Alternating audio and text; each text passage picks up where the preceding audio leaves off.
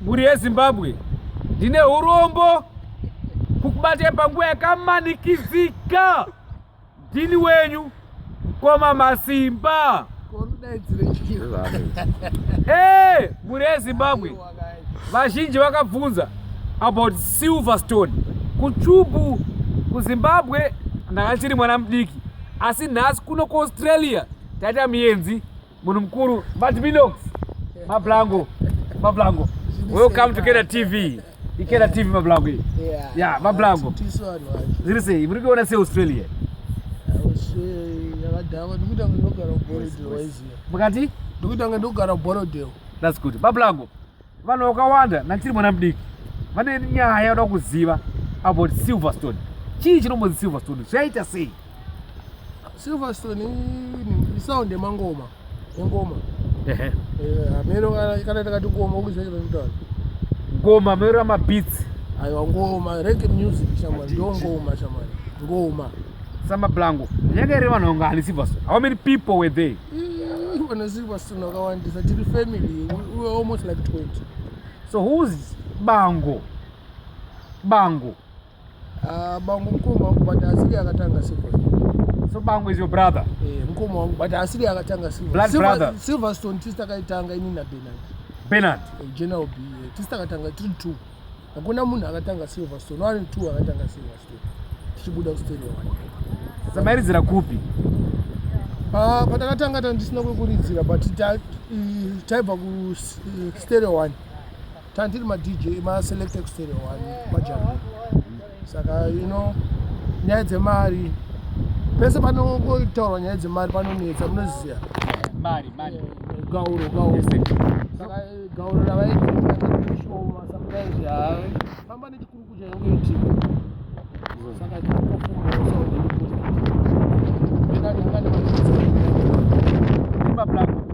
most people don't want to know who is Mad Minox. Ndakakone pa YouTube ndakone muno kushedzera kuitira kuti vanhu vanyatsokuzwa. Unogona kuputa kuti nzeve dzangu dziputike Mablango. Ndine dambudziko ndinoshedzera. Aiwa ufanira kushedzera zvinobuda izvi. Aiwa taurira pasi hausi pasi saka Mablango comic past. Aiwa ndadzidza ndakutarira pasi. So who is Mad Minox? Mad Minox ndi Godfrey Chafudzika. Vekupi? Bari. Number 24 Second Avenue. Baba wacho mbrandai ndio kunisanje Malawi. Momzangu ndio kuzishavani waziya. Aiwa atikwati ndakazvarombari pa 24 Second Avenue inoba ndakazvarirwa. Andiza Mablango. Family yese German. Secondary 5 na Daniel. Second na Daniel. It's about 5 minutes ago kana uchifamba zvakachenjera semukoma neMbare. But kana uri balance unogona urasika kuti ndekupi. But it's a 5-minute walk. Zvinoenderana Daniel yakareba inobva ku end ya Beatrice Simon Mazorodzi kusvika ku police station. Then Mablango, one question. Hanzi makarora here? Mune vana here? Aiwa ndinaurora mai manje ndina mukadzi. But I was married 3 times.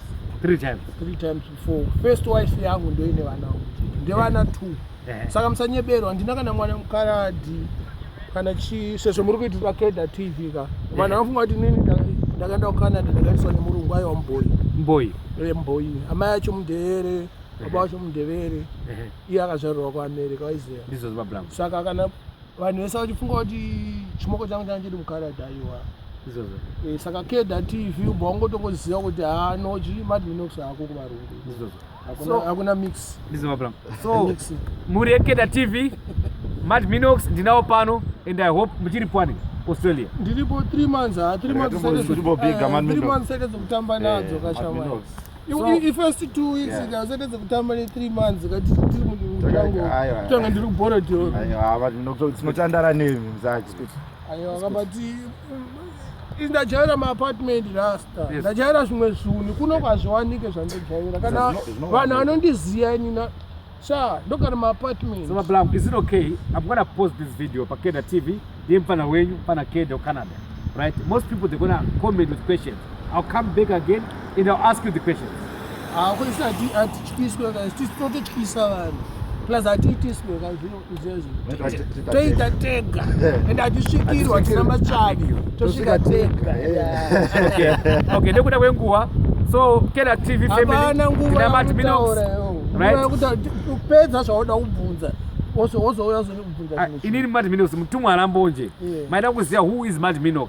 Ndiye mdara wangu, mdara wedu, mdara weGhetto Youth dzese vafana vese vanoimba nhasi vakaburiswa namudara uyu Matt Minox. Usanyeberewani ipapo vafana vanoimba vaya vakangoziva kuti kune chinhu chinonzi reggae music.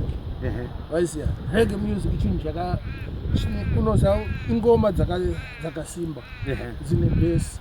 Although music yavanorekodha haina kana base kana chii, vangoridza munhu wese asina kana kumboimba asikana kambobhadhara kudhansi akungoimba sangomuka uchimuka kuti unoimba because zvimwe zvacho tinongoposta zvedu but zvavari kuimba zvacho handiwirirane nazvangu.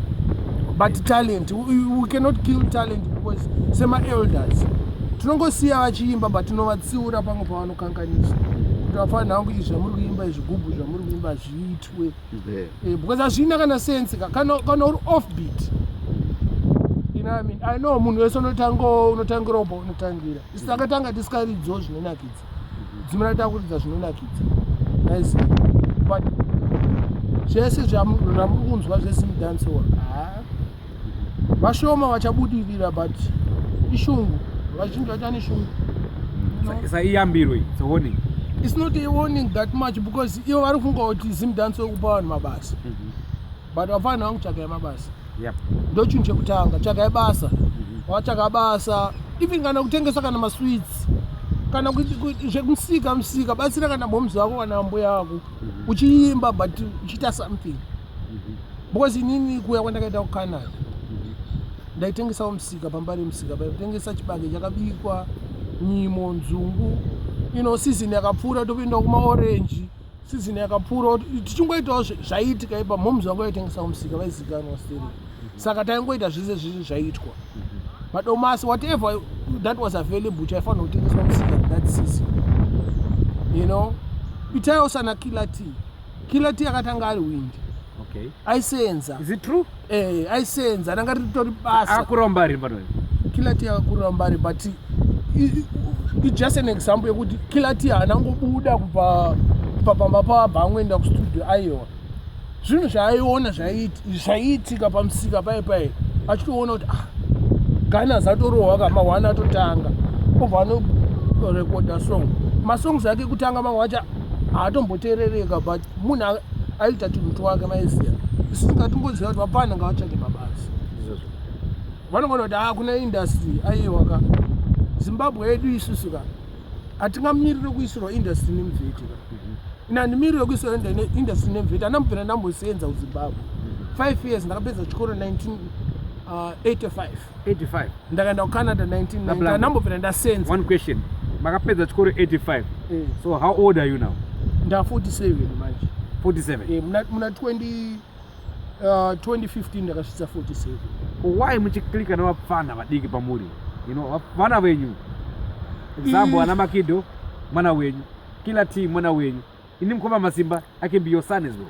Munoziva ichi chinoitika kana uri DJ unofambira netime vamwe vanogona kuti Minox wapera right ini hana kupera because I'm relevant ndobudikira pawasikakwanisa kubudikira vamwe vapana vazhinji vakwanisa kubudikira pandobudikira aiziya ndogona kudiscussa Makido mwana watiri impeso wangu anga ari Domi but ndoklika nayo tichitoita nyaya tichitoenda kumadhansi tichitofara tese saka zvokunzi kunzi kupera chaiko Matt Minox hachimbokanganwa maybe pa50 apa pachichangosvika 3 years time maybe. Matt Minox, one more question. You always talk about Mbare, right? We know Mbare. Ndozonyeze matsotsi muri tsotsi aiwa wakanganisa kubvunza mbunzo wako German correct time muri mudara wangu ndoda kukubvunza iwo handiri wati Mbare ndiri tsotsere ita wakanzwa kunzi kuMbare kune matsotsi ndo zvawakanzwa izvo chamboona kuti ndakanzwa kunzi kuAustralia kune makangaroos but ndaane 2 weeks ndiri kuno kasandamboona kangaroo. Uri kangaroo here? No, handisi. Saka ungandibvunza ndiri tsotsere zvinorovesa aiwa ndikuda kukutaura German unogona kuti mupesi wangu unouri kana ndakugara nefight but just because tiri painterview ndombokuregerera hausi kangaroo but unogara muaustralia. Tatenda mudara. Thank you so much.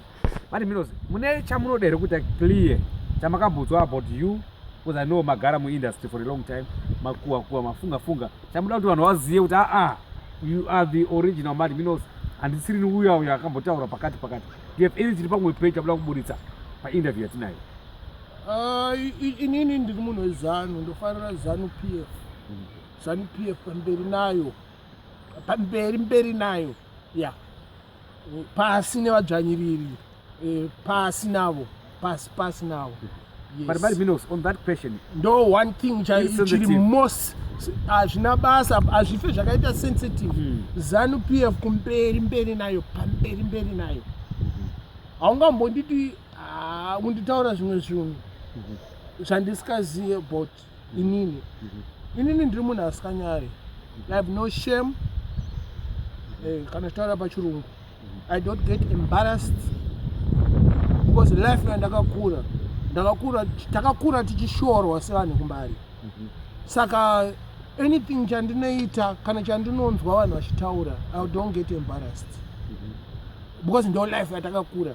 Munhu wese aingoti kumbari kune matsotsi handiti. Saka zvokunzi Mad Minox azodai aiwa mafanisi mafanisi. Muri eZimbabwe mazvinzwira mega just for the sake of respect. Mdara wangu, right? Mkoma wangu, ndi baba wangu zvakare. I'm gonna step aside for Tungiza boys gonna come and finish the interview. I really don't have my questions akawanda.